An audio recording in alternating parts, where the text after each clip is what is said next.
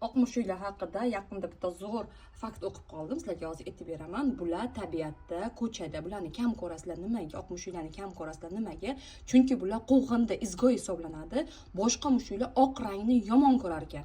Chunki umuman mushuklar vobshetda tabiatda oq rangni yomon ko'rar ekan. Chunki ko'zi bular kechqurungi hayvon bo'lib, ko'zini nima qilar ekan-da, nima deydi, rezit qilar ekan. Ya'ni ko'ziga yarqirab tashlanar ekan. O'sha uchun oq rangdan farqi yo'q. Любой oq rangni ular yomon ko'rar ekan. Tim bo'li oq mushukni ko'rsa, ular bulit qilishni boshlaydi. Ya'ni buni quvishni boshlaydi bular. O'sha uchun tabiatda, ko'chada oq mushuklar kam ko'rinadi. Asosan targ'il, oq-qora mushuklar. Oq mushuklar asosan uyda boqiladi. Mana ko'rib turganingizdek, meni ham bengalarim faqat buni orqasidan qo'ygan yomon ko'rishadi. Chunki ko'ziga bularni ko'zini etadi-da, yorug', mana qattiq yorug' bo'lib, chunki bular ko'zi chувствительный hisoblanadi va oq mushuklarni oq rangni yomon ko'rishadi. O'sha uchun buni quvganlari qo'ygan. Bo'ldi, tegmadim.